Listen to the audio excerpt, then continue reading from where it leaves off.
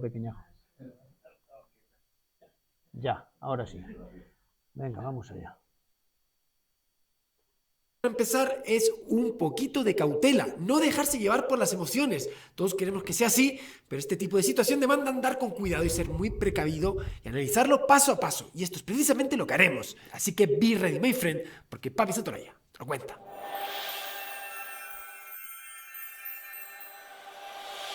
Nunca llegaremos a saber de qué están hechas las estrellas. Lo dijo el padre del positivismo y de la sociología, el francés Auguste Comte, un tipo con una vida loquísima que se la pasó entre peleas con compañeros y psiquiatras. Comte moriría en el año 1857 para quedar poco después retratado. Irónicamente, solo 3 años después, Gustav Kirchhoff y Robert Bunsen desarrollan la espectroscopía, una técnica que nos permite saber la composición química muy detallada de algo tan lejano como una estrella. ¿Y qué va a ser la estrella? Nunca mejor dicho, de este vídeo. Hoy, gracias a los avances científicos, más de 150 años después, esta técnica se ha perfeccionado tanto que nos abre las puertas para conocer la composición de la atmósfera de un planeta. Y lo que nos muestra puede llegar a sorprendernos. Con algo tan sencillo como un prisma podemos rastrear cosas tan importantes como el origen de la vida. ¡Ay, la vida! ¡Qué cuestión fascinante! Pero, ¿qué es la vida? Esta es una pregunta que parece muy básica. Nosotros reconocemos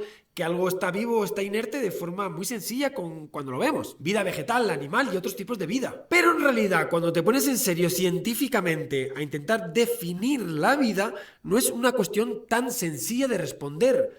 Tanto que no hay algo así como una única definición. Es más, son miles los enigmas que envuelven la existencia de la vida. Desde cómo surgió la vida, cómo fue la primera forma de vida, dónde nació, si hay solo un tipo de vida o cuán abundante es en el cosmos. Incluso la grandísima pregunta, ¿es que acaso habrá vida extraterrestre? Esto que ves aquí son las ganancias que he generado hoy invirtiendo. Estos son los mensajes que estoy recibiendo de las personas que están copiando mis operaciones. Cada día publico en tiempo real. Madre mía. ¿Inteligente? Como ven, muchas preguntas abiertas que no son pequeñas. De hecho, todas apuntan a la gran cuestión de la existencia. La misma pregunta que se ha hecho el ser humano desde siempre, en cualquier lugar, en cualquier momento histórico, en cualquier civilización. ¿Qué somos? ¿Qué es vivir? ¿Qué hacemos aquí? Preguntas trascendentes y nada fáciles de responder y para las cuales un pequeño empujoncito, una pequeña pista podría allanar el camino. Una pista como encontrar vida fuera de la Tierra. Sí, sin duda, creo que estarás de acuerdo conmigo. Hablamos del que sería uno de los mayores descubrimientos de la historia de la ciencia, si no el mayor.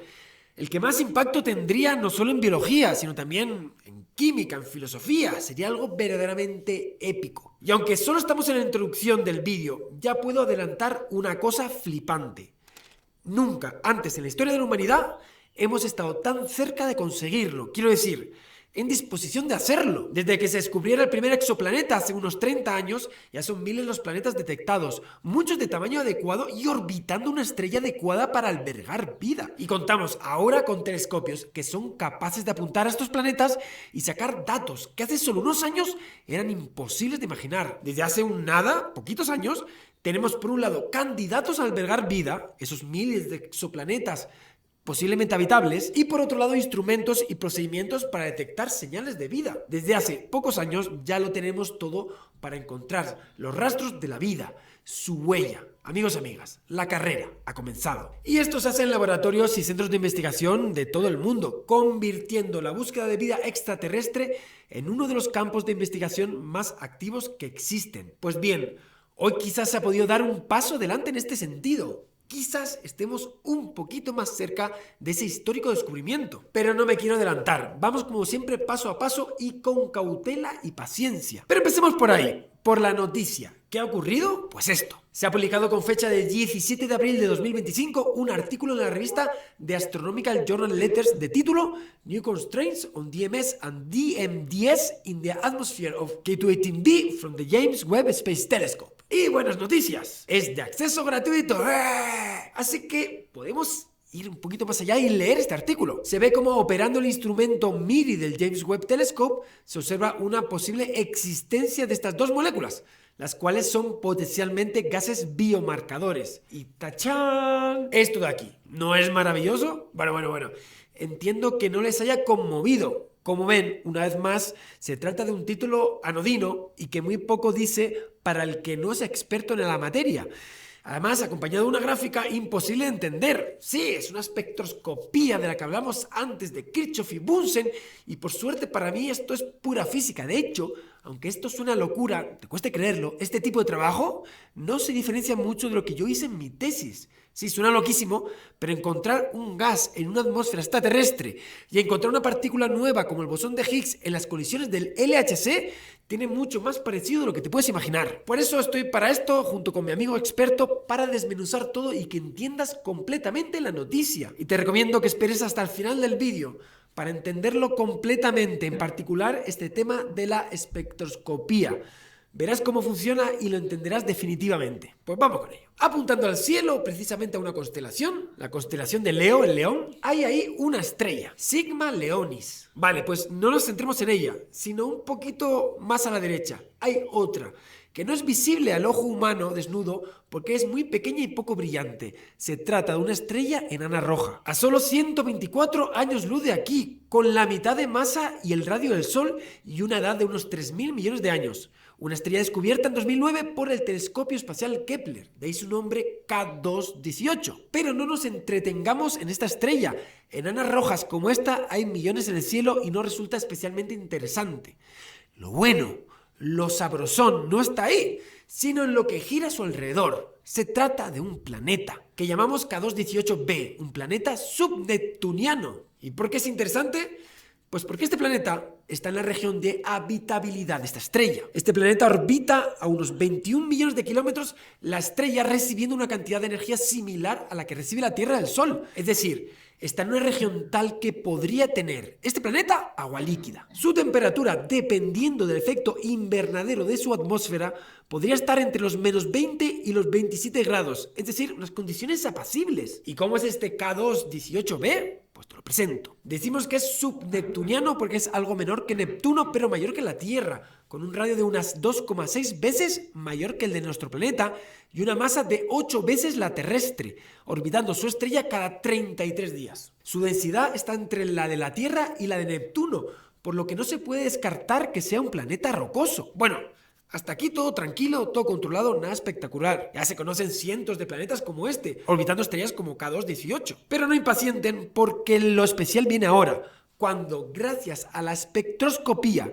se estudia su atmósfera. Una atmósfera a priori rica en hidrógeno. 2019 se observa presencia en esta atmósfera casi confirmada de vapor de agua, por lo que comienza a haber indicios de un posible océano en el planeta. ¡Ojo! Más interesante aún. 2023, el telescopio James Webb apunta al planeta y detecta dióxido de carbono y metano en la atmósfera, dos gases también existentes en nuestra atmósfera, por lo que empieza a mostrar signos prometedores. Sin embargo, el boom llega este 17 de abril de 2025, donde datos del mismo telescopio apuntan a la existencia en la atmósfera de sulfuro de dimetilo o DMS y disulfuro de dimetilo o DMDS, una molécula que en la Tierra es producida por fitoplancton marino y otros organismos vivos.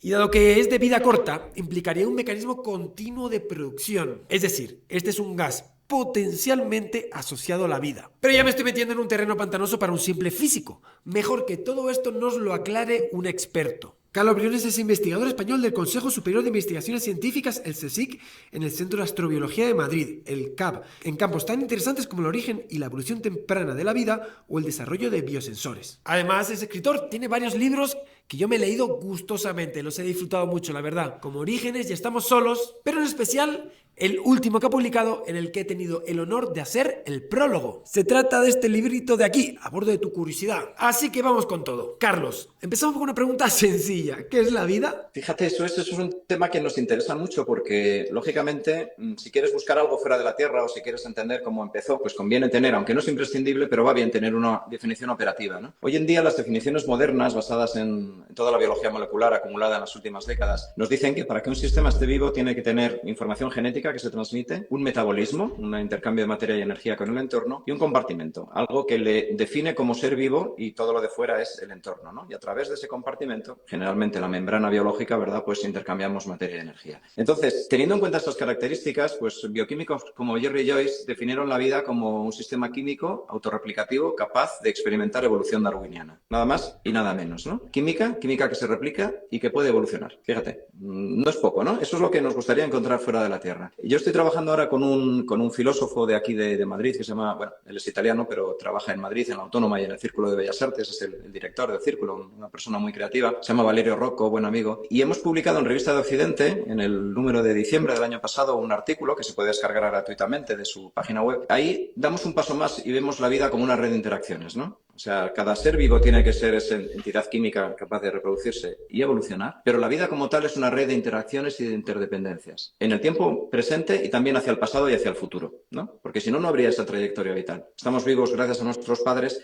podemos dejar nuestra herencia genética a nuestros hijos y eso nos da una visión mucho más global, mucho más psicológica, ¿no? Entonces, bueno, pues ahí estamos, con definiciones de vida. La cuestión es que si encontramos en algún lugar algo químico que se reproduce, que interacciona con el ambiente y que evoluciona, habremos dicho, eureka, hemos encontrado vida. ¿Y qué misterios envuelve actualmente la vida? Pues mucho, mucho. ¿Cómo empezó, por ejemplo? Nos falta saber cómo empezó en la Tierra, porque realmente sabemos que fue algo que ocurrió quizá hace 4.000 millones de años. Nuestro planeta tiene 4.500, pues quizá hace 4.000 ya la química estaba suficientemente madura como para dar ese salto a la biología. Sabemos que de los primeros sistemas capaces de esto de replicarse y evolucionar, surgió una especie, la que llamamos Luca, que es el ancestro de bacterias, arqueas, eucariotas, ¿no? De toda la biodiversidad actual. Pero claro, las etapas de ese paso de la química, que la química es algo muy sencillo, y vamos a hablar de una molécula tremendamente sencilla, ¿no? Entonces, de una química sencilla a una química compleja y luego a una entidad química autorreplicativa, eso es muy complicado que se dé ese paso, ¿sabes? Entonces, es un puzzle en el que vamos poniendo piezas, cada uno en su ámbito de conocimiento. Es, como te puedes imaginar, muy interdisciplinar. Aquí tenemos que trabajar juntos físicos, químicos, matemáticos, ingenieros, filósofos, biólogos. Y claro, cada vez hay más piezas en el puzzle, pero siendo honestos, y en este último libro, como sabes, lo digo, en el capítulo Cómo empezó la vida, empiezo diciendo, no sabemos. Siendo honesto, no sabemos cómo empezó la vida. Y quizá, fíjate, y esto es algo que nos hace ser humildes, nunca sepamos cómo empezó la vida. Porque tenemos muchas pruebas indirectas. Queremos descartar lo imposible, pero dentro de lo posible nunca sabremos qué ocurrió. Aunque fuéramos capaces de reproducir la química en el laboratorio, aunque fuéramos capaces de crear vida, y hay laboratorios en los que eso está ocurriendo. Hace poco estuve en nuestra común tierra, en Burgos, con Jack Szostak, ¿no? Con un premio Nobel y uno de los expertos en biología sintética, y él lo decía en las conversaciones que tuvimos, que aunque fuera capaz su laboratorio o cualquier otro de crear vida en el laboratorio, no sabremos si eso es lo que ocurrió hace 4.000 millones de años en la Tierra, ¿sabes? Entonces, nos hace ser prudentes, cautos, ir acumulando soluciones parciales, pero saber que la gran pregunta no está resuelta ni probablemente lo esté nunca, ¿no? O sea que fíjate si es complejo este tema. ¿Qué necesita la vida para existir? Pues fíjate, a nivel químico, lo que nos dice la tabla periódica es que el elemento que con diferencia es mejor formador de enlaces covalentes es el carbono. Es el único que permite generar un repertorio de moléculas tan grande como necesita la vida. Hoy en día conocemos química orgánica, química basada en carbono, unas 17 millones de moléculas distintas, imagínate. Los más frikis, los más que más les guste la ciencia ficción, y a mí me apasiona la ciencia ficción, estarán pensando, vaya, ¿y el silicio qué pasa, no? Bueno, el silicio es muy pobre químicamente. La química del silicio es muy triste. Solo se forman 8 o 9 moléculas distintas con silicio. Y además, por ejemplo, con el silicio con oxígeno es demasiado estable y genera rocas, silicatos, ¿no? No se puede hacer nada vivo de ahí. El silicio con hidrógeno es, al contrario, demasiado lábil y en cuanto hay oxígeno se rompen los enlaces silicio-hidrógeno. El silicio no puede hacer polímeros silicio como sí hace el carbono. Entonces, cuando vas poniendo todas las características de los elementos, a mí me gusta decir, cuando te pones los guantes de químico y la bata de químico, te das cuenta que de todos los elementos de la tabla periódica, el único que funciona bien para generar una química muy compleja es el carbono. La química ha escogido el mejor de sus elementos para generar vida, por decirlo de esa forma. Entonces, una vida extraterrestre yo me la imagino basada en carbono. Y me la imagino también basada en agua, como disolvente, que es una molécula, como sabes, muy abundante en el universo. Es una molécula muy sencilla, es una molécula con unas capacidades físico-químicas fabulosas. Y lo que pensamos, por lo tanto, en nuestra biología, y esta es una apuesta grande, es que toda vida que exista en el universo, aunque sea en planetas extrasolares a miles de años luz de aquí, o en otras galaxias, estará basada en agua y en carbono. Gran apuesta.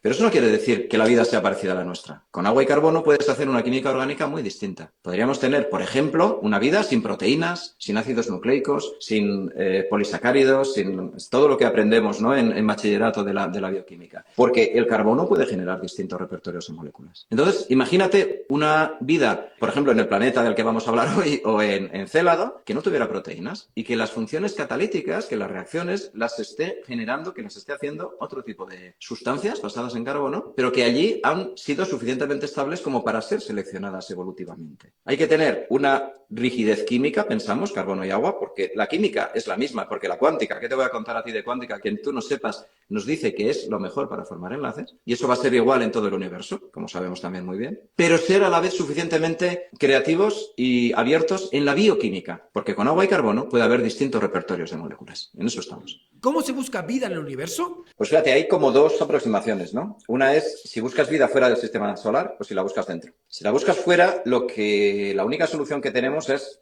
mirar por nuestros telescopios y hacer espectroscopía, como sabes muy bien, y analizar características de planetas extrasolares o de satélites de planetas extrasolares cuando se puedan detectar con más facilidad que ahora, y sobre todo analizar las atmósferas de los planetas que lo tienen y están en nuestra línea de visión y producen tránsitos delante de su estrella, ¿no? Eso es lo que nos queda, la opción que tenemos para intentar buscar algo relacionado con la vida fuera del sistema solar. Dentro del sistema solar es más fácil porque podemos ir con nuestros rovers, ¿no? Podemos ir a Marte, hemos ido muchas veces y seguiremos yendo. Bueno, no sé qué pasará con la exploración espacial en los tiempos que corren, pero probablemente se siga yendo con rovers. Me gustaría que los humanos llegaran también, pero me gustaría que fueran primero científicos y no turistas ni mineros, pero eso es otro tema. Entonces, a Marte se puede ir, es un viaje corto. A Europa, a Encélado, a Titán se puede ir. Se va con rovers, se analiza la bioquímica, se pueden llevar biosensores, hacer bioquímica allí, ¿sabes? Entonces, son dos planteamientos muy distintos. El de la astroquímica y la astrofísica para todo lo que está fuera del sistema solar, y el de la química y la biología para nuestro vecindario cósmico, como decía Sagan, ¿no?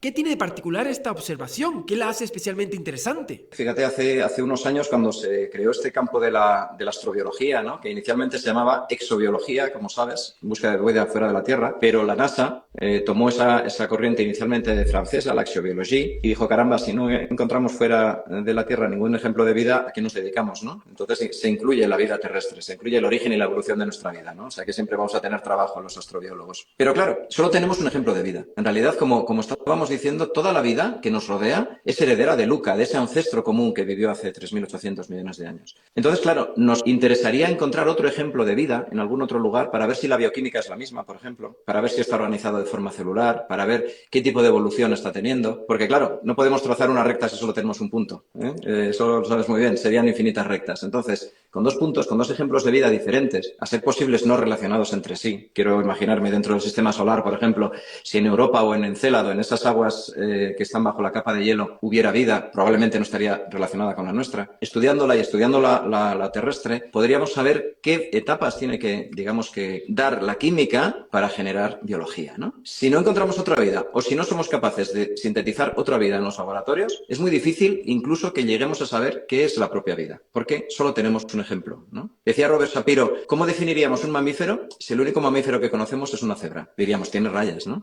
Claro, no tiene por qué tener rayas un mamífero. Nos hace falta conocer otro tipo de vida. Y esa es un poco la clave, ¿no? Y ese es el gran interés de combinar la investigación de origen de la vida con la búsqueda de vida fuera de nuestro planeta. De confirmarse esta medida, ¿qué significaría? O, mejor dicho, ¿qué otras hipótesis podrían ser? Lo que se intenta es buscar lo que llamamos biomarcadores, es decir, moléculas originadas inequívocamente por la biología, moléculas que la química sola no puede originar. Y eso es un tema interesante, porque desde el momento que tú, en tu laboratorio de química, en la Tierra, o mirando al cosmos, por ejemplo, a nebulosas, y haciendo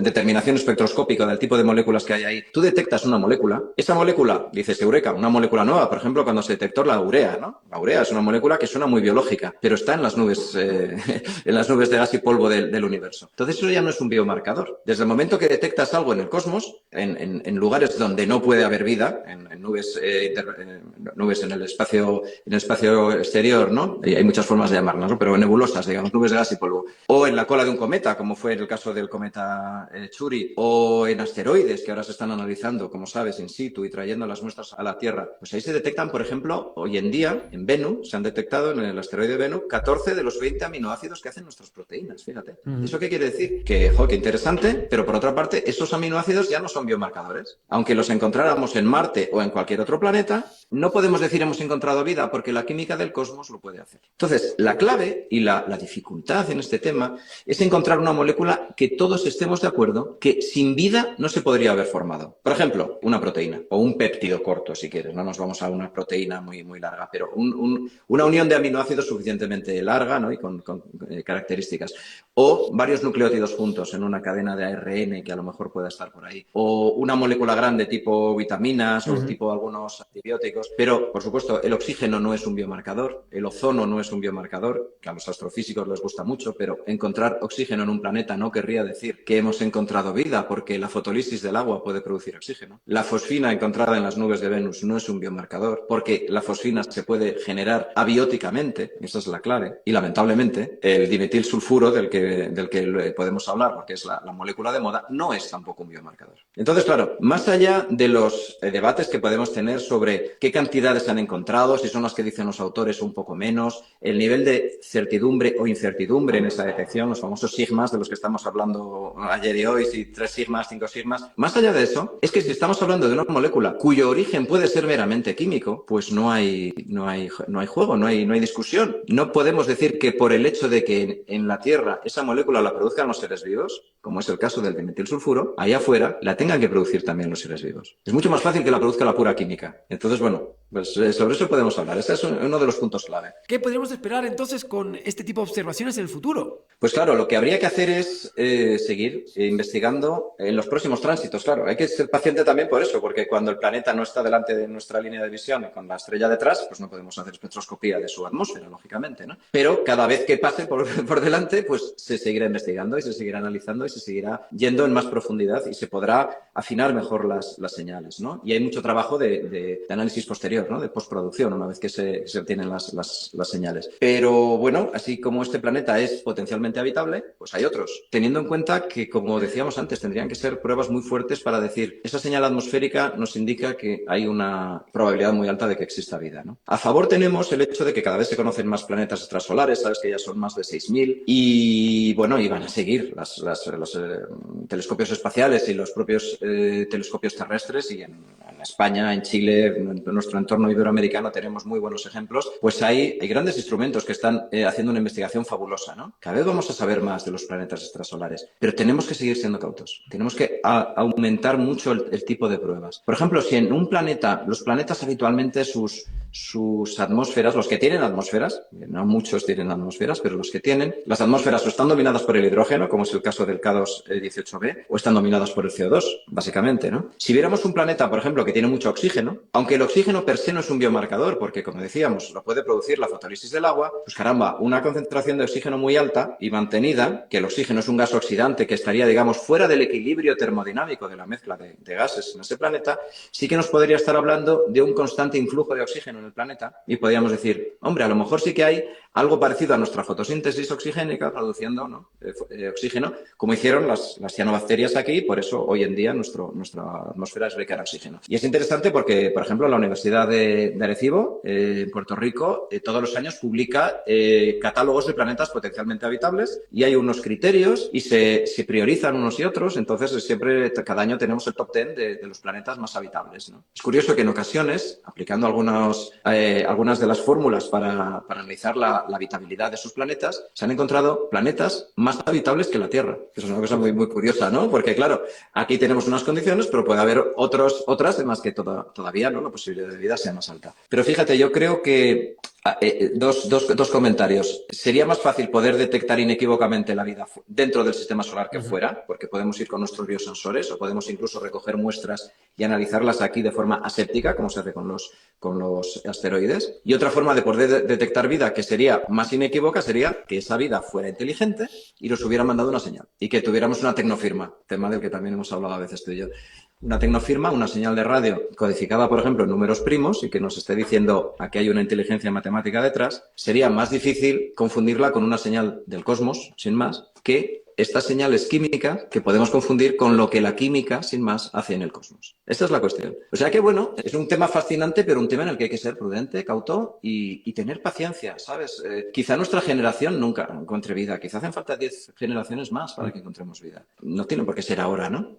Todo lo queremos todo ya, ¿no? Y seguro que ahora se bajará el suflé del dimetilsulfuro, seguro que sí. Dentro de 2 meses ya nadie se va a acordar de esta molécula. Los científicos que trabajan en ella sí, pero la población general, ¿no? Los telediarios no van a volver a abrir con se ha detectado vida, ¿no? Pero dentro de 2 o 3 años se volverá a encontrar otra molécula en algún otro sitio y volverá a subir el suflé. Entonces, paciencia. Esperar a señales muy buenas de vida y a lo mejor no las llegamos a ver nosotros. Igual son los siguientes humanos. O a lo mejor estamos rodeados de vida y nunca llegamos a saberlo. Es un poco descorazonador, pero es lo más científico, ¿no? Y aquí estamos para hablar de ciencia, ¿no? Para separar, como decía antes, lo que sabemos en cada momento de lo que desearíamos saber en cada momento. Y finalmente, Carlos, ¿cuál sería tu evaluación final como experto? Sí, pasó con la fosfina también. O sea, yo ahí me apoyo en mis compañeros, mis amigos astroquímicos, que son los que más saben de esto, ¿no? Cuando ellos fruncen un poquito el ceño y dicen, estos espectros están un poco, ¿sabes? Están un poco en el límite a lo mejor de la relación señal-ruido, o no están suficientemente limpios, o es una zona, porque tú lo sabes muy bien, hay zonas de espectro que están llenas de señales, de vibraciones moleculares y que te pueden estar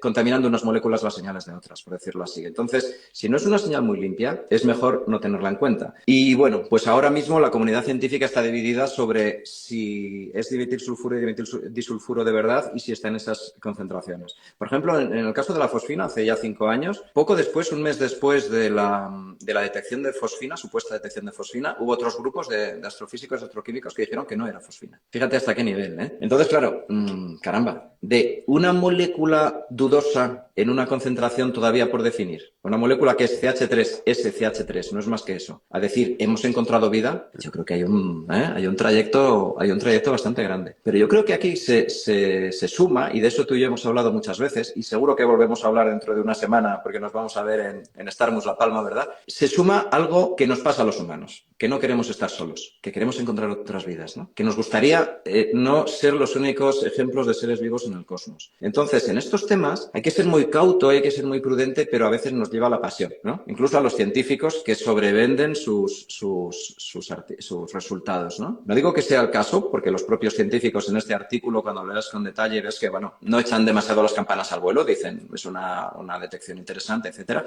Pero luego, las notas de prensa y las amplificaciones que se hacen en los medios muchas veces se dejan llevar por esas ganas de encontrar otros seres vivos, por estas ganas de no estar solos. Fíjate, es una cuestión muy filosófica, ¿no? Muy casi desde los tiempos de los griegos clásicos, que tú como futuro filósofo lo sabes bien, queremos mirar a la noche estrellada y pensar que hay otros seres vivos por ahí, ¿no? Entonces, hay que separar la pasión de las certezas, de los datos, ¿no? Hay que separar un poco el cerebro del corazón y no dejarse llevar. Y esperar a que haya muchísimas pruebas y que todas converjan para acabar diciendo, caramba, hemos encontrado vida, ahora sí. Ahora toda la comunidad científica está a favor. Vamos a analizarla, ¿no? Bueno, yo creo que ha sido una noticia importante. La verdad es que estos artículos de detección de moléculas, fíjate que estamos hablando de una molécula que es muy minoritaria en la atmósfera de un planeta que está a 124 años luz de nosotros, en la constelación de Leo, como sabes bien, en torno a la estrella K218.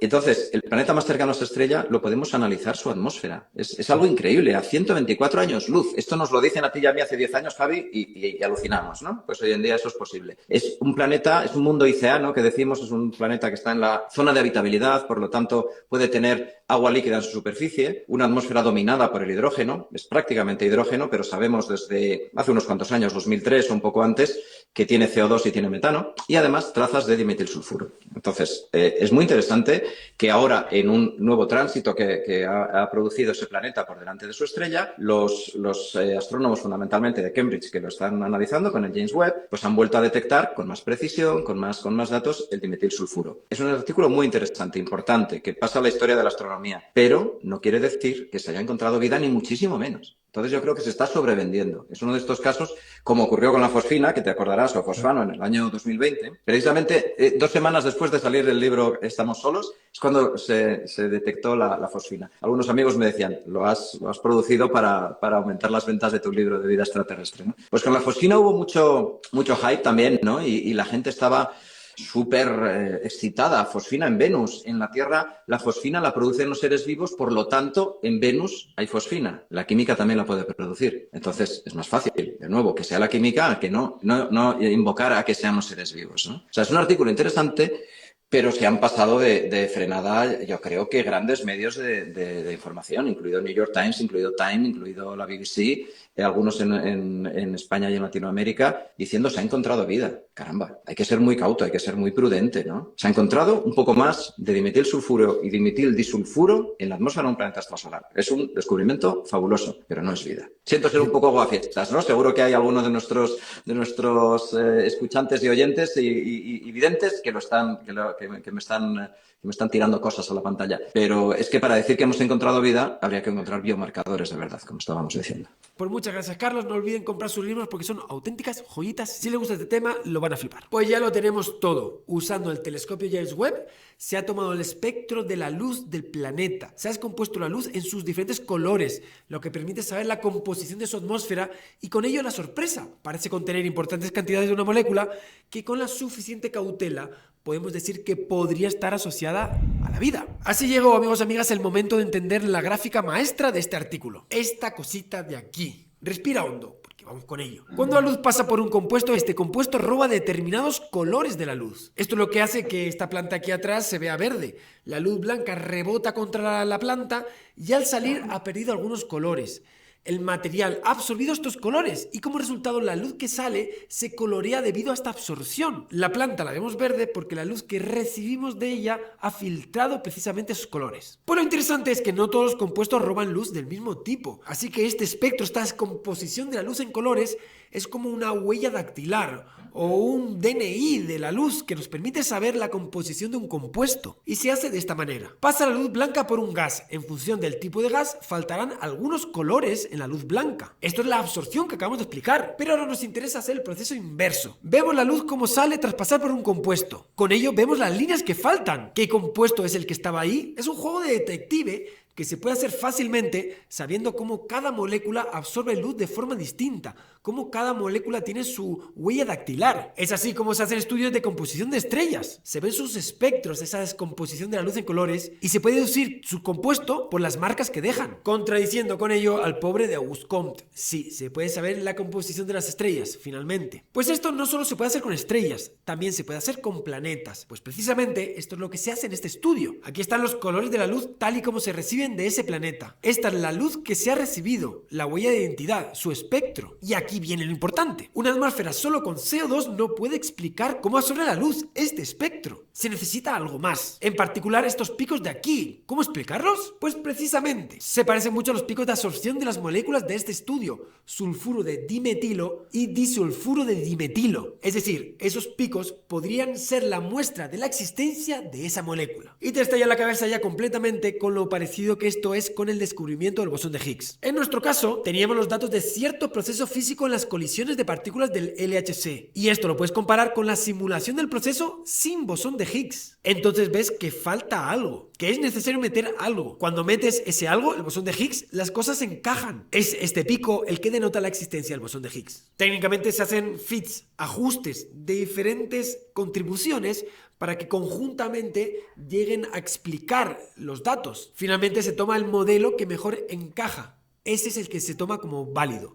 Si este modelo incluye una determinada molécula, es un indicio de que esa molécula podría estar ahí. Pero como ven, es un indicio indirecto, aunque puede llegar a ser verdaderamente esclarecedor. En cualquier caso, como dijo Carlos, hay que ser muy cautos, porque las barras de error son muy grandes y los datos son muy ruidosos, además de todas las consideraciones biológicas y químicas que un estudio así implica, así que toca esperar por más datos. En definitiva, la noticia es real y aunque aún es apresurado para anunciar nada a bombo y platillo, hay indicios interesantes por lo que merece la pena seguir observando este planeta. ¿No les parece que es un maravilloso momento para estar vivos? ¿Podemos estar presenciando los inicios de un gran descubrimiento histórico? Pues veremos en los próximos años qué más nos depara este interesante planeta y muchos más. Y yo estaré aquí contándolo en Datum Blog. Tú mientras dale al coco y estudia que puede ser el próximo Einstein o la próxima Marie Curie. Nos vemos como siempre en el próximo vídeo, piratilla.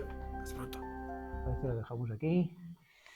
Resumiendo, ¿qué tenemos aquí? ¿Qué se ha encontrado? Pues dos gases con una probabilidad muy alta de que estén ahí, eso de las 3 sigmas, que podían mejorar, 97% decían de probabilidad de que esté ahí realmente eso, que harían falta más otro tránsito, por lo menos, para llegar a las 5 sigmas y tener un 99,999 de probabilidad de que eso esté ahí. Pero claro, que eso esté ahí no implica necesariamente, o sea, la probabilidad está tan alta, no es de que exista vida, sino que existan estos gases, simplemente eso. Que al ser titulares como que la probabilidad de que exista vida allí es de un 97 y pico por ciento. Pues qué bien, ¿no? Pero no, eso no es lo que nos están diciendo realmente. Y por otra parte, lo que ha comentado aquí, que es un biomarcador, pero en sentido amplio, porque sí, lo producen aquí en la Tierra exclusivamente las ciertas algas unicelulares y algunas bacterias en los océanos, se produce bastante aquí. Ahí se ha encontrado, parece, bastante más cantidad, eso puede ser interesante. La cantidad también importa, ¿no? Pero también se produce, creo que lo ha dicho, se ha producido en laboratorio, pero en la naturaleza también, en la coma del Churyumov, del Chury, el cometa Chury, para acabar antes, se descubrió. Y hay un estudio, está aquí, descubrimientos previos relacionados, que aparece aquí, de gente española, de equipo español, con radioastronomía, han detectado en nubes moleculares por ahí, pues estas sustancias, estos gases también. Entonces, ya no es exclusivamente producido por la vida, aunque también. O sea, es un biomarcador, pero en sentido amplio, podemos decir. No es en el sentido que querríamos que fuera, es decir, que exclusivamente lo produjera la vida, claro. Entonces sí que sería mucho más interesante. Pero interesante es porque, bueno, puede ser que sí, puede que no. Puede que haya vida allí, puede que haya algas allí, ese océano supuesto también, porque ese es otro tema. El que sea un planeta oceánico, que se da casi por hecho, tampoco está completamente claro. Pero bajo de agua sí que había, ¿no? Ahora no lo han detectado, detectaron hace tiempo con el Hubble. Ahora no sé por qué no. La temperatura que han dicho también es una temperatura. Sí, todo se ajusta a este prototipo de planeta que estaría entre supertierras y mini Neptunos. Pero es algo también propuesto por los mismos investigadores, estos de Cambridge. O sea, la existencia de planetas oceánicos parece que se ha aceptado bastante, está bastante aceptado por ahí, que podrían existir, pero que todavía son bastante hipotéticos, ¿no? Este sería uno de los candidatos mejores. Perdona, ¿se sabe si el planeta está en acoplamiento de marea con él? Supuestamente sí, porque su órbita de 33 días y tal, sí. Sí. Realmente la temperatura de la que habla es una media. Sí, siempre, claro. Entonces tenemos una zona muy fría y una zona muy caliente normalmente. Ahí ya se está reduciendo a que tengas en los bordes, Sí. en esas zonas de penumbra, donde pueda haber algo más proclive a mejorar. Sí. Pero aquí, suponiendo que es un planeta con un océano global, oceánico significa eso, bueno, no lo he dicho, pero es envuelto en agua y con una atmósfera de hidrógeno principalmente, ¿vale? Que hace efecto invernadero, cuidado. Sí. Entonces, no sería una cuestión de, no sería el típico planeta en ojo que nos dicen cuando están fijados por marea, lo que habría cierta circulación, al ser fluido la atmósfera y en fin, habría cierta circulación entre la parte cálida, la parte iluminada y la oscura, ¿no? A ver, tengo aquí para que se os oiga, tengo que darle a esto. A ver, os lo vais pasando.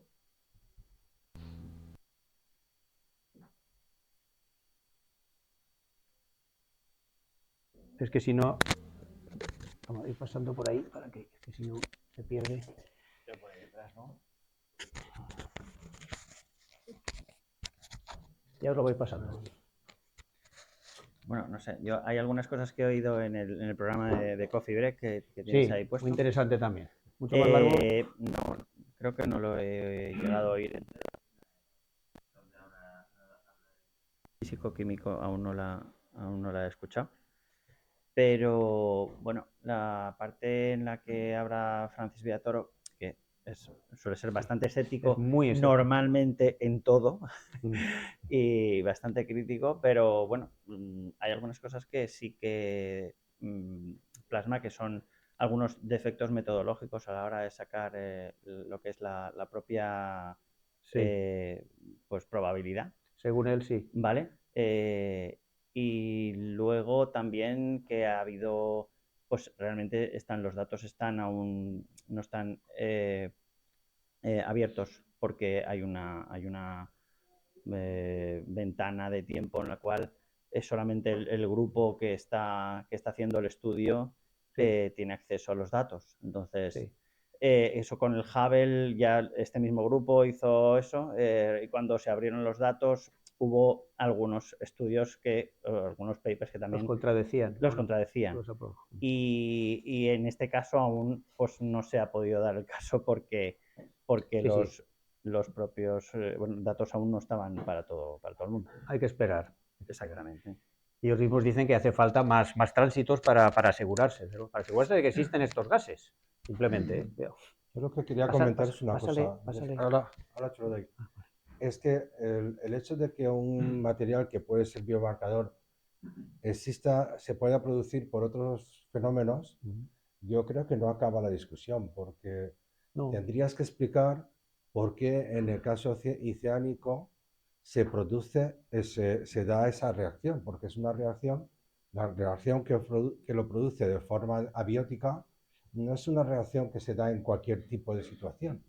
O sea, no es se da y punto. Tendrías que explicarlo también. O sea, Sí.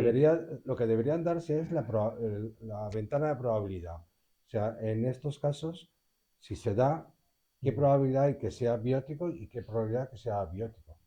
Porque a lo mejor se dice, es que eso se puede crear de forma biótica, dice, pero para eso necesitas unas condiciones, yo qué sé,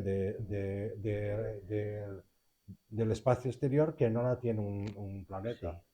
Lo que pasa es que esto añade incertidumbre, claro, el que exista porque además químico, también por la lo pura visto, química. es un compuesto que Sí. es muy reactivo y que desaparece Sí, enseguida. que desaparece rápidamente. Entonces tienes que explicar cuál es el mecanismo Eso de dicen los forma autores, abiótica que lo produce que se está produciendo en de forma constante. bastante cantidad, Porque no es CO2. mayor cantidad que en la Tierra. Claro. ¿Vale? Sí, eso es lo que ellos aducen en su defensa, claro.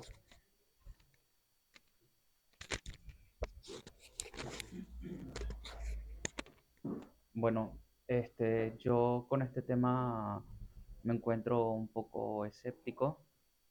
Me surgieron también algunas Muchos. dudas porque veo que al momento de hacer la entrevista, el científico español, el bioquímico, por lo menos a mí me daba mucho la impresión de que hacía alusión en varias ocasiones a lo que es la teoría del inicio de la vida por medio de la teoría de los caldos primitivos, ¿vale? Y es una teoría que también es un poco criticada debido a que es como decían muchos científicos, no deja de ser química de papel. Sí se ha demostrado en laboratorio, pero no sabemos si en sistemas más complejos como la Tierra se pueden dar o en otros planetas se pueden dar. Y la duda que me surge a mí es, por lo menos algo que a nosotros, que propicia mucho la posibilidad de la vida en nuestro planeta, es el hecho de tener una magnetosfera, algo que sirva de barrera a las radiaciones cósmicas. Ese planeta, ese exoplaneta que se ha descubierto, ¿hay una manera de cómo nosotros podamos determinar que tiene ese campo? Pues supongo que si es fluido, si es básicamente, si tiene un océano global y tal, eso puede ayudar a que pueda haber ahí agitación y se genere un campo magnético. Por otra parte, si está fija por marea, mal asunto, no gira rápido realmente. Es posible que no lo tenga, pero el agua es un buen filtro, ¿vale? La vida, los ultravioletas los filtra muy bien.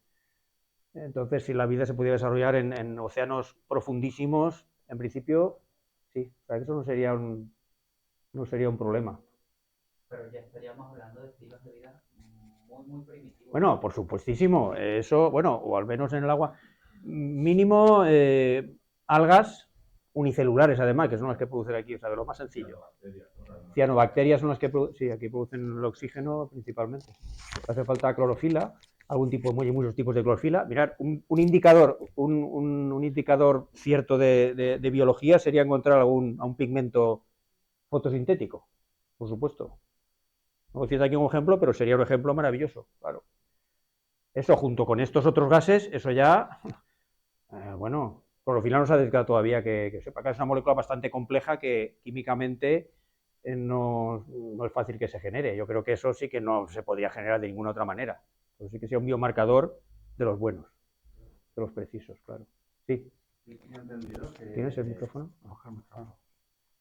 Tenía entendido que la actividad eléctrica, digamos, de las nubes y tal tenía que ver con la vida, la incidencia sobre todo de rayos y esa sopa primigenia. ¿Cómo? ¿A la hora del origen de la vida? Sí, sí. Entonces me resulta increíble que estén, digamos, precisando en conceptos tan finos como estos biomarcadores y tal, y no sepa identificar si tienen realmente o no vapor de agua y actividad eléctrica en la atmósfera.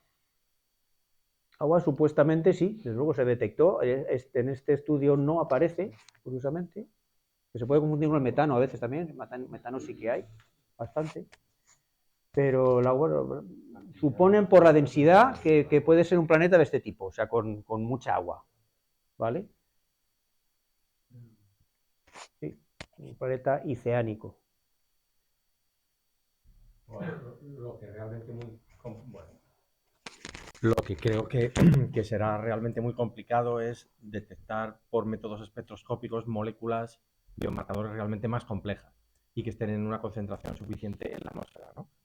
En fase gas, me refiero. Tiene que estar, sí, en la atmósfera, claro, ¿no? La clorofila estaría, a no ser que hubiera por ahí bacterias arrastradas por el... o algas arrastradas por el viento, seguramente sí. La verdad es que ahí habría que ir ya directamente a acercarse y ver en la superficie lo que hay, ¿no? Sí, sí. Claro, pero hay otras, bueno, ciertas concentraciones de eso, alta concentración de oxígeno en un planeta no se ha encontrado nunca en ninguna parte. Tan alta concentración como aquí, que está en un 21%, es por las algas, algas y plantas, y no sería imposible. No, y en ese planeta que no suba mucho la concentración. Entonces, a veces sí que... No, digo que no suba mucho la concentración de oxígeno con la cantidad de hidrógeno que hay. ¡Bum! ¿No? Bueno, sí. Tendrían un poco más de agua y ya está.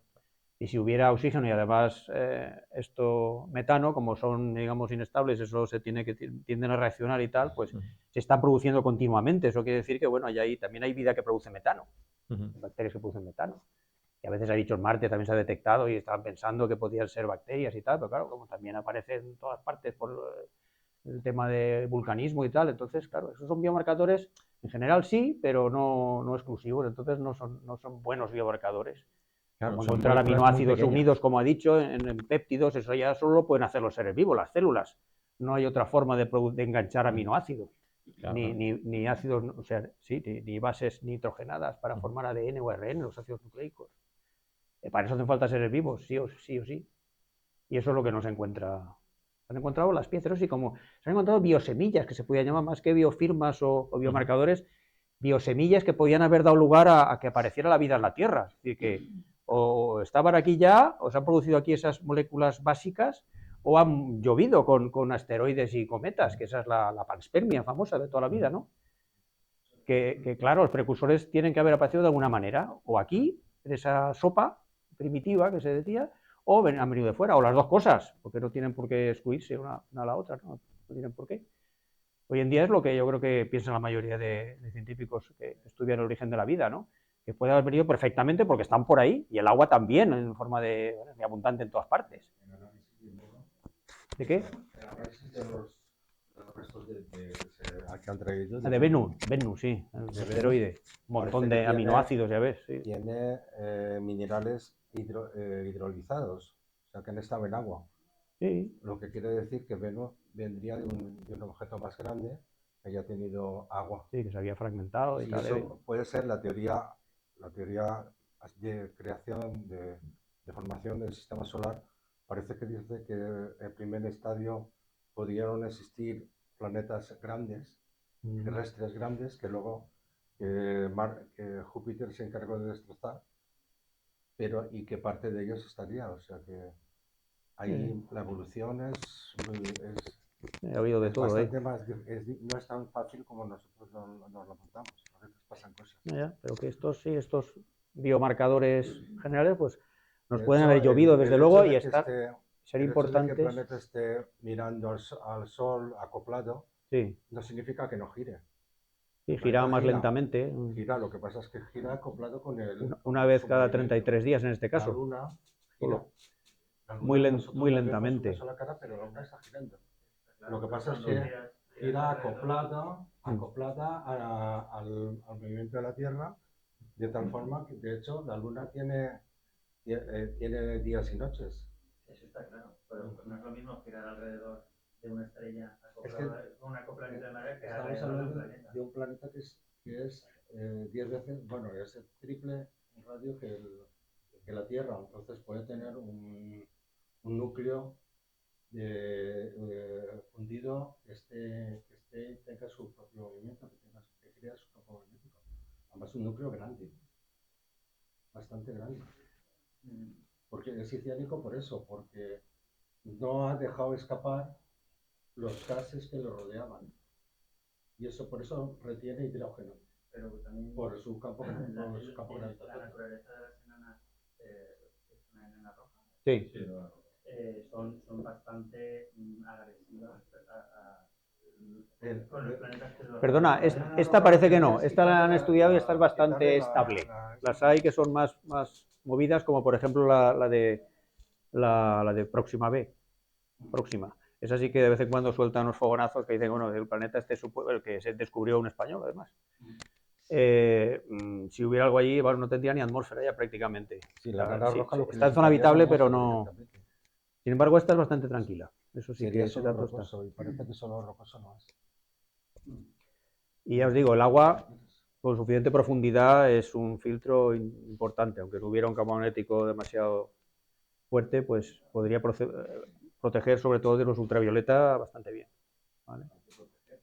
Para que salga la vida, la radiación ultravioleta.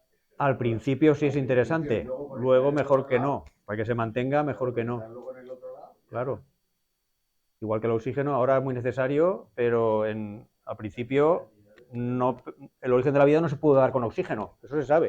Era una atmósfera reductora, básicamente. Y si no, no hubieran podido unirse todas esas moléculas básicas para formar el primer ser vivo. Claro. Ahora resulta que al principio era un veneno, ¿no? para la vida. La vida se adaptó y todavía siguen existiendo seres, bueno, bacterias que no respiran oxígeno. Todo lo contrario, se van escondiendo por ahí donde no llega el oxígeno, ¿no? Es veneno para ellas, pero ahí están todavía. Todo tipo de bacterias, son lo más variado en la Tierra, la vida más variada, ¿no? Y que sin ellas no estaríamos aquí tampoco, eso supongo que lo habéis estudiado también, ¿no? El tema de que se unieron, ¿no? Las células nuestras, de animales y plantas, han aparecido por la simbiosis con bacterias. Las plantas con las que producen los cloroplastos son muy parecidos a las cianobacterias. Y las mitocondrias que producen energía dentro de nuestras células son muy parecidas a bacterias que viven por ahí libres, ¿no? Que metabolizan el oxígeno y tal. O sea que sin ellas no estaríamos aquí. Y cuando dejemos de estar, solo estarán ellas. Eso también se sabe. Seguro, segurísimo. ¿Y qué esperamos encontrar por ahí? Pues básicamente eso, seres unicelulares, de tipo bacteriano. También hay algún estudio de qué veríamos nosotros por ahí hay si estuviéramos fuera y miráramos la Tierra. Que la mayoría de los estudios dicen que no veríamos, que diríamos que la Tierra no tiene vida. Sí, lo que hacen es, cuando pasan por aquí las ondas, todo las prueban con la Tierra para ver si detecta vida, y sí, detectan. Detectan clorofila, por ejemplo, y la proporción de oxígeno muy alta y tal. No, por allá han pedido, levanta una mano. Yo, por lo menos personalmente, cuando me imagino vida en otros planetas,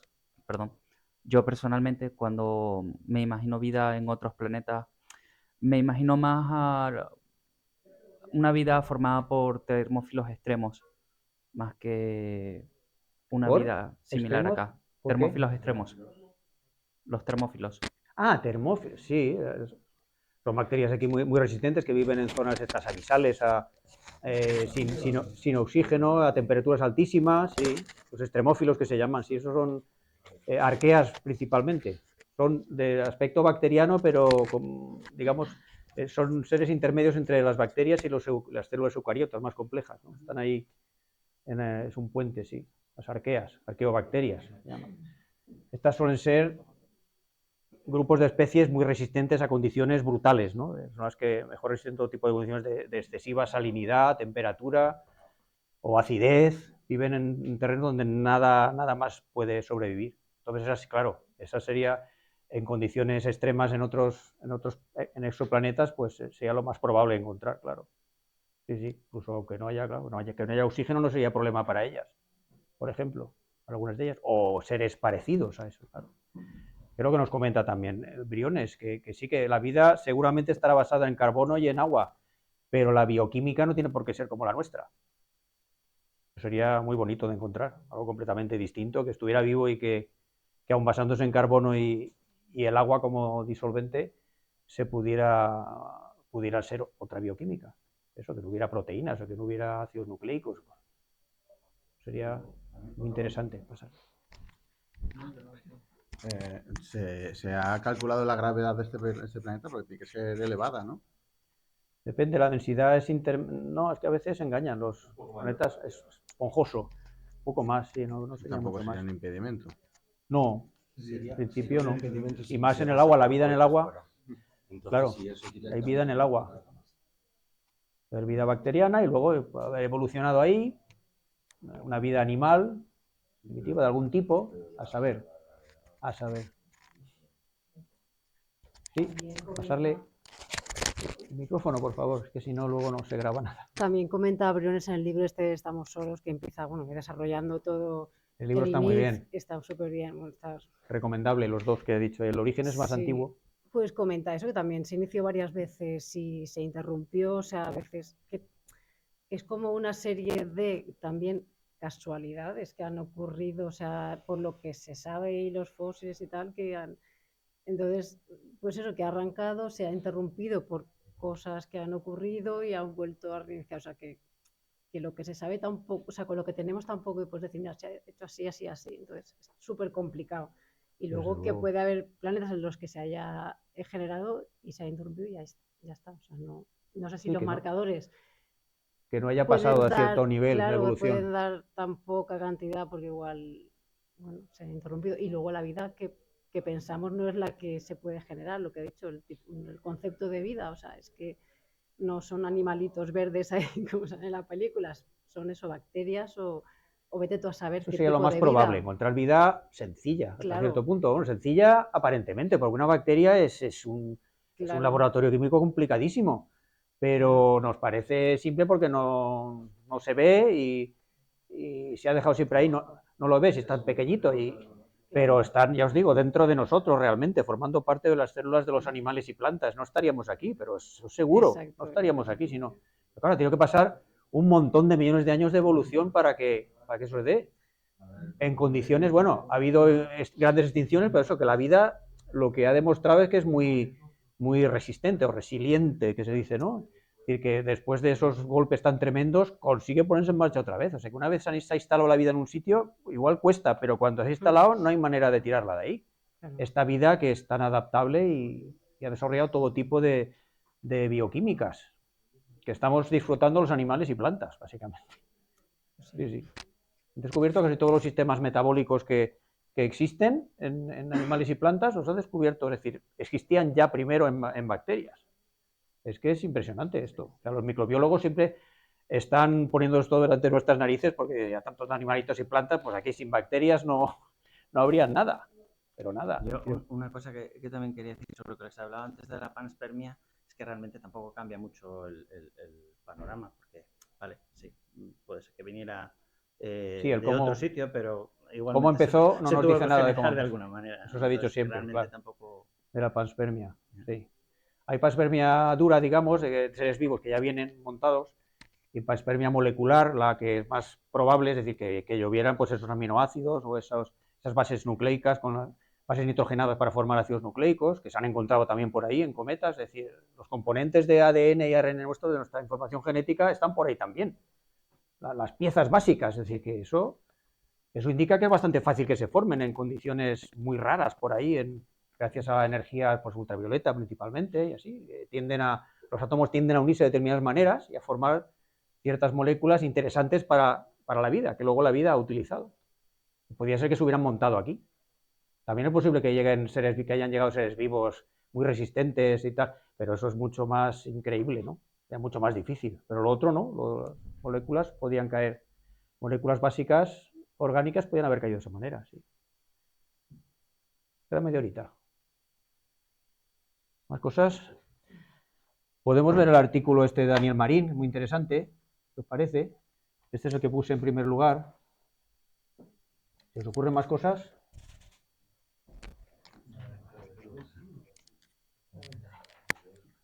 Desde aquí habla de, dice, a vueltas otra vez, porque ya hace un par de añitos, pues ya estos mismos investigadores descubrieron estos gases con menos probabilidad que ahora, o sea, con menos certeza. Y aquí quería volver a hablar del concepto de vida que se amplía. ¿Se ha apagado? Espérate, es que aprieta, manténlo, tu botoncito, para que se encienda la lucecilla, si no... Ahora. Pues nada, yo aquí lo que quería también es volver a recordar que el concepto de vida siempre ha sido un poco más amplio a eso. Porque aquí estamos hablando de vida química y cuando se ha estado haciendo, por ejemplo, los famosos juegos informáticos, el juego de la vida, y se ha visto los desarrollos de ese tipo, entonces eso se ha visto que podría conducir a cumplir todas las condiciones de reproducibilidad en el entorno en el que están, que le pides a la vida, salvo que sea química. Entonces, eso se podría extender, por ejemplo, a otros entornos en los que tampoco tenemos suficiente control. Por ejemplo, lo más frecuente en el universo no son los planetas, son las estrellas. Y hay una cantidad de plasma en unas condiciones que no podemos evaluar, en la que ahí podría darse, en otras condiciones completamente diferentes, vida. Pero eso... De otro tipo completamente diferente al nuestro. Si es difícil con la química, ahí ya, como poder... Más fácil. Tienes más tiempo en la ciencia ficción, y cantidad. Sí. O sea, no, aquí tiempo también. Ahí tienes, pero cantidad de plasma tienes mucho más que otro. Sí, pero ahí realmente el grado en entornos distintos se podría dar otros tipos de vida. Entonces, pero esas temperaturas tan altas, ese caos...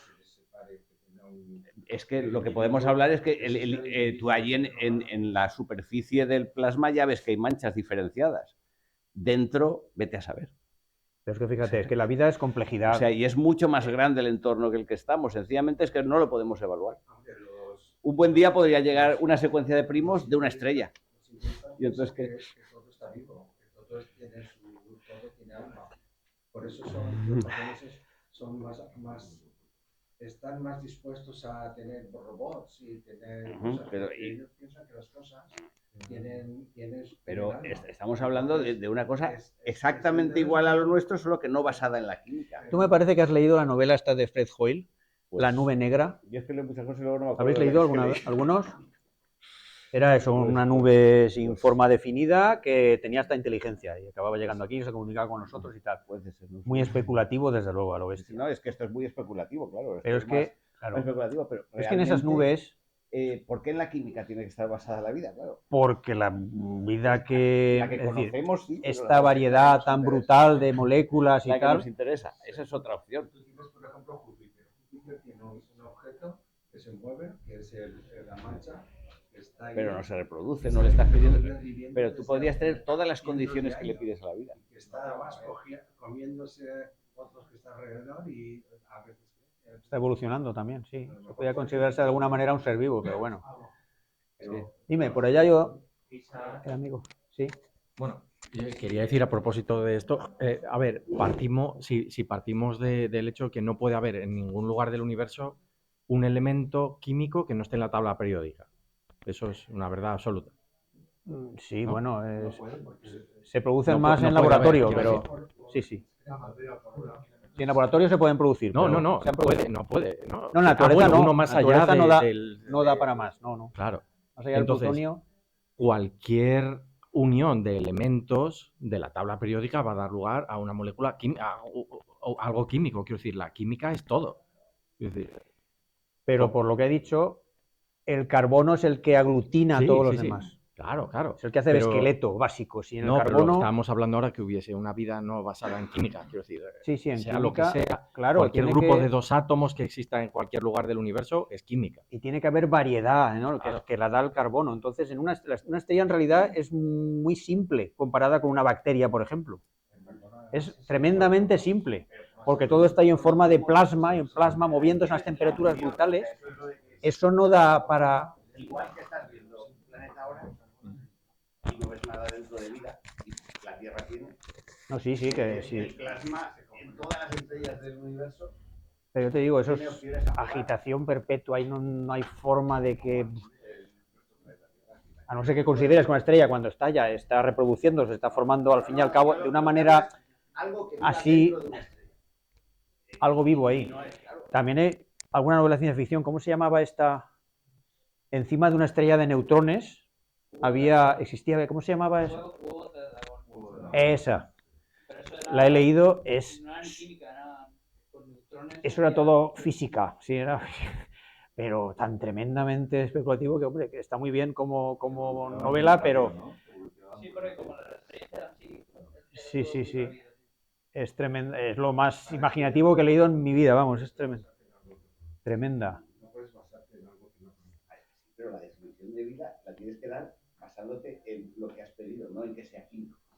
Es una cosa literal. Pero lo que conoces es lo químico. Sí, pero puede ser, Es muy difícil, está claro.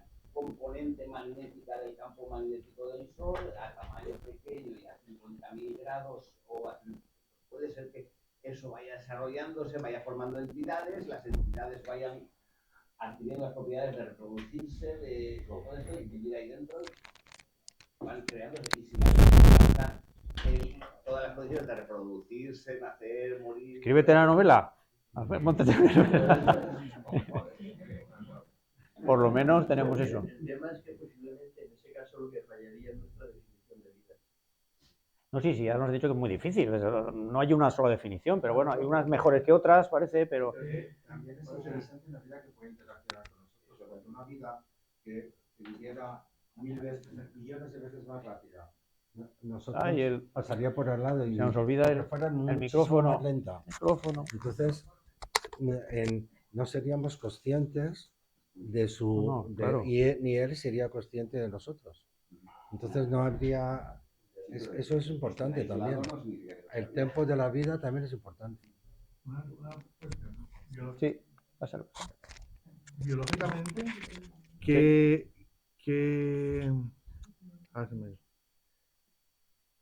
característica tiene el agua que sea el único material que en estado sólido? Es que eso es curioso. Eso se estudiaba en bachillerato, ¿no suena? Bueno, que habéis hecho ciencias. Sí, creo que son el ángulo que forman... Es una sustancia más rara que os podáis... Sí, es porque se comporta de una manera muy extraña a muchos niveles. Entonces, eso precisamente es que facilita el que exista vida. O sea, es que no es ninguna tontería. Por eso se dice siempre... Podía ser metano líquido, podía ser... Otro...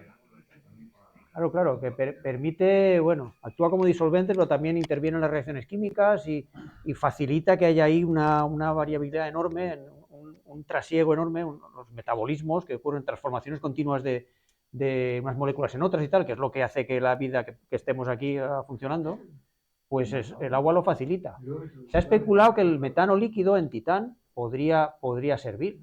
Y otros líquidos, sí que hay un trabajo por ahí de dos españoles, de gente de Vicente Martínez y de un... no me acuerdo cómo se llama, ¿alguien le suena? Lo publicaron, no, del observatorio también de aquí.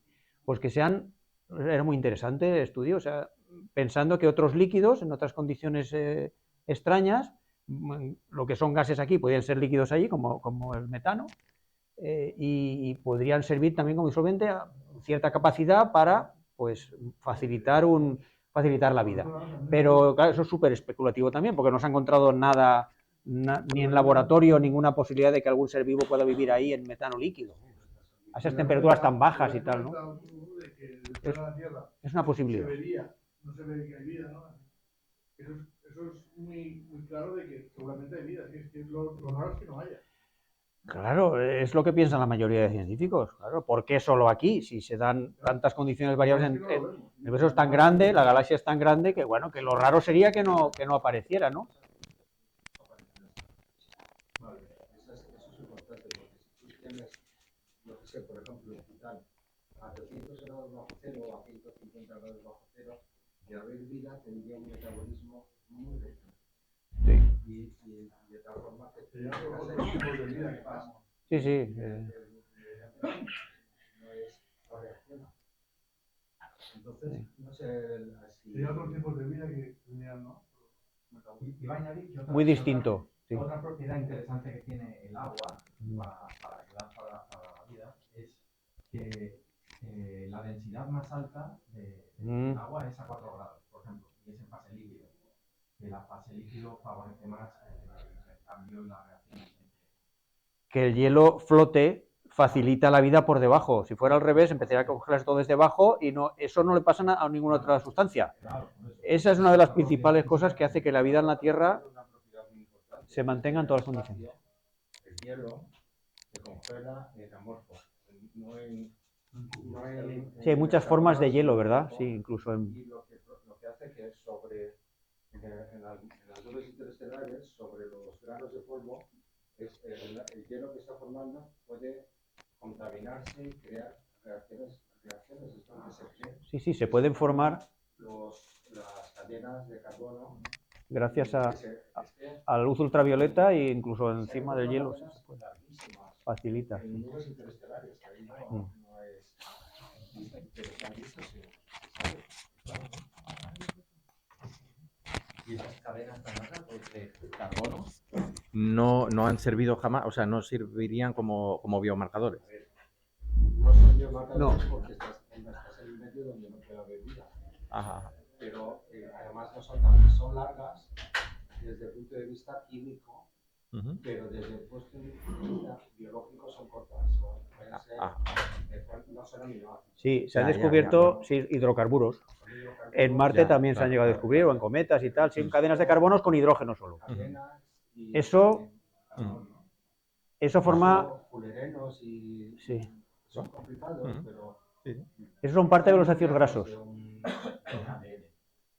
Pero se pueden formar de forma química completamente, sí. Se utilizan los seres vivos también en ácidos grasos. En las membranas de las células también hay esas cadenas de hidrocarburos formando parte de los ácidos grasos. Pero eso, montadas completamente, solo lo hacen las células. Hidrocarburos sí que se han encontrado. Eso es lo más largo, lo más complejo que se ha podido encontrar. Pero es carbonos e hidrógenos solo. No, a veces formando ciclos y tal. Y, sí, moléculas de 8, 10, 12 carbonos y algún elemento más. ¿Qué? En nubes moleculares que provienen de supernovas, sí que podría haber más elementos de hidrógeno, hierro, silicio. Más, de hecho, silicio hay porque ahí está el polvo. Están encontrando por ahí cantidades. O sea, lo hacen los astroquímicos, que se llaman, ¿no? Gracias a la radioastronomía. Detectan en radio. Eso llega información. Imaginaros lo fantástico que es esto, ¿no? Lo que decía el hombre el filósofo. Nunca sabremos de qué están hechas las estrellas, pues están tan lejos y tal, bueno, pero es que nos llega información. Todo gracias al espectro electromagnético, ¿no? En diferentes longitudes de onda. Eso cuando lo cuentas en clase, ¿verdad? Pues alucinan. Algunos alucinan, la mayoría les da igual, pero procuras contagiarles. Dices, imaginaros que no hace falta llegar y tocar y traerse muestras de allí, que estaría muy bien si pudiéramos. Cuando podemos lo hacemos, ¿no? Los esteroides y tal. Pero lo que es recibir toda esa información, analizarla y saber tantas cosas de un planeta que está allí a años luz, y eso es tremendo, ¿no? Te dice la temperatura. Sí, la temperatura del que está. Te dice sin tomar muestras de nada. La composición. Te dice, por ejemplo, la velocidad de rotación. Sí, pues porque la velocidad de rotación ensancha las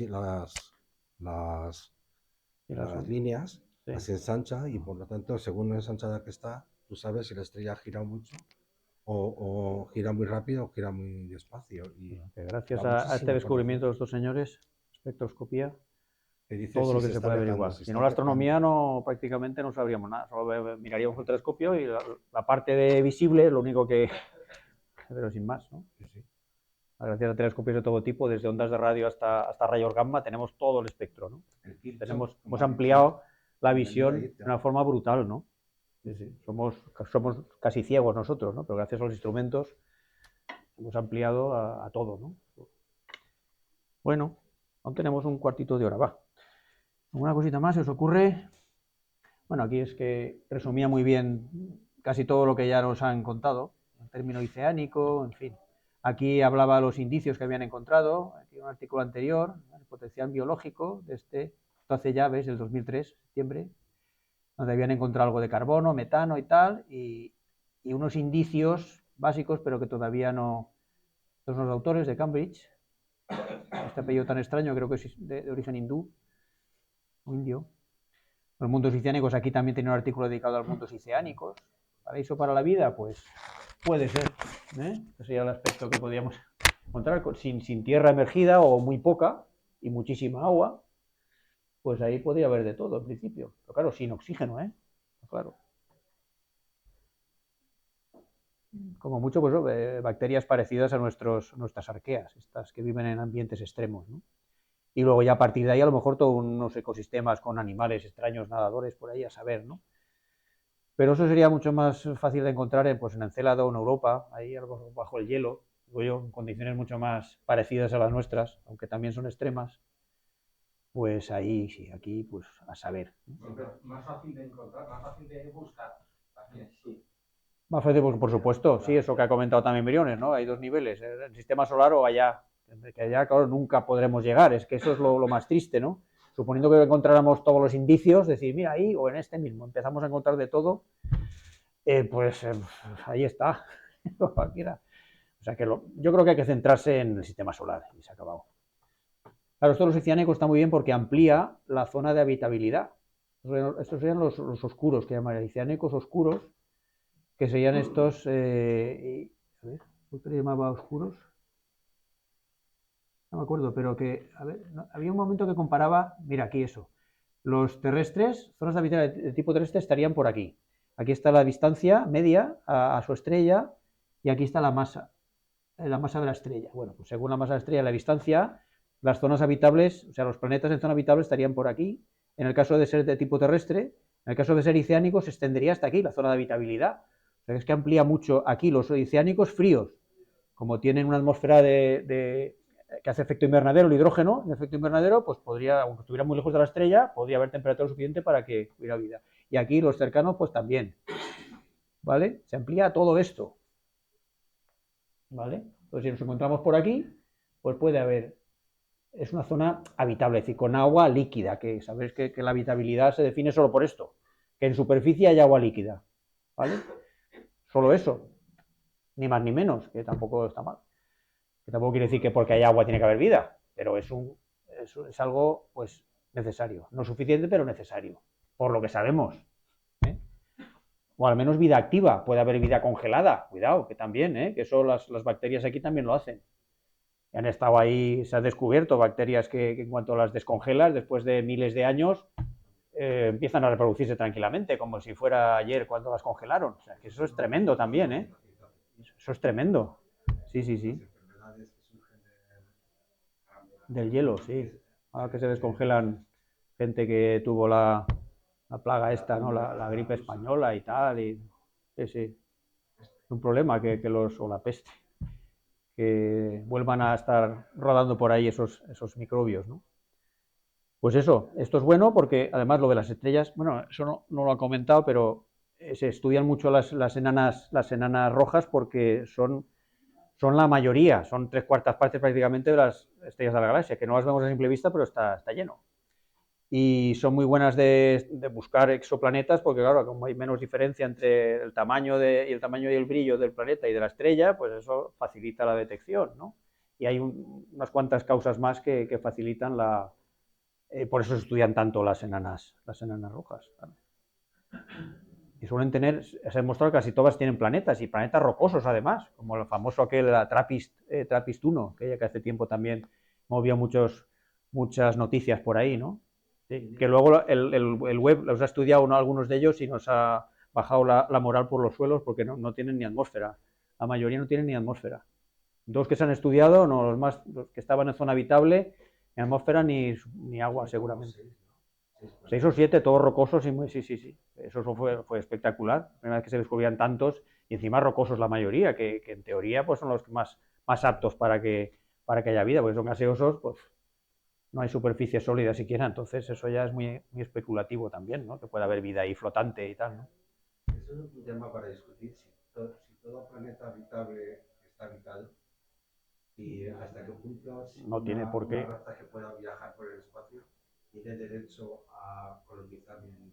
Bueno, pues como en la Tierra no hay derecho a colonizar países sin derecho. Pero vamos a meter el derecho. Eso ya es ética, sí, sí, pero No, pero es ética, es lo que- ética espacial, sí, sí. Eso en Marte lo ha apuntado aquí Briones también, el tema de que ¿qué nos gustaría si se llega a llegar humanos allí? ¿Qué? ¿Turistas, mineros o científicos? ¿Quién llega primero? Como lleguen primero los turistas, aquello se va a alterar completamente, los científicos.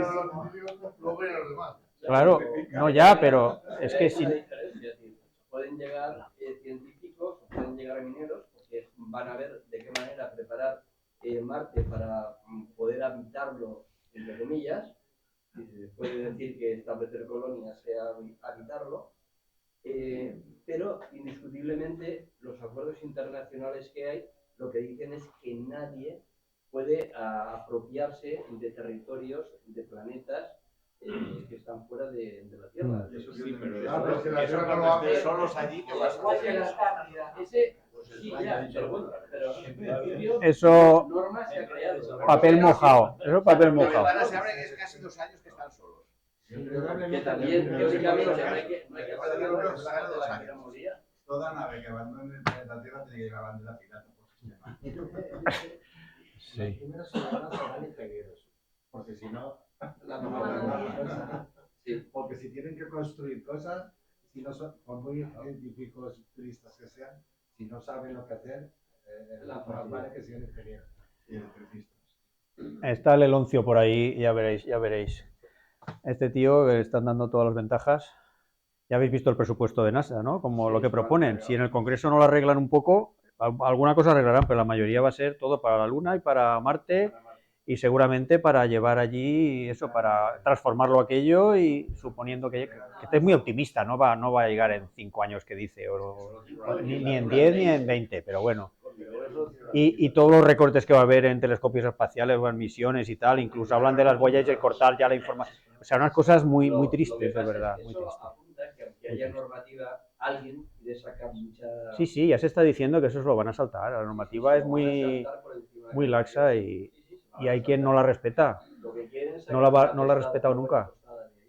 Sí, sí, sí. Ese es el peligro de la... Se ha hablado mucho de la woke, que es justamente la idea un poco, digamos, romántica de llegar a las cosas y respetar. Y de la idea no woke, que es... Eso no está de moda últimamente por allí. El primero que llegue, que apañe, que coja todo lo que le dé la gana y que disfrute. Libertad. Eso es libertad. Eso es lo peligroso, la ideología de Trump. La idea esa que no respeta, que tú llegas... Va al beneficio máximo y ya está.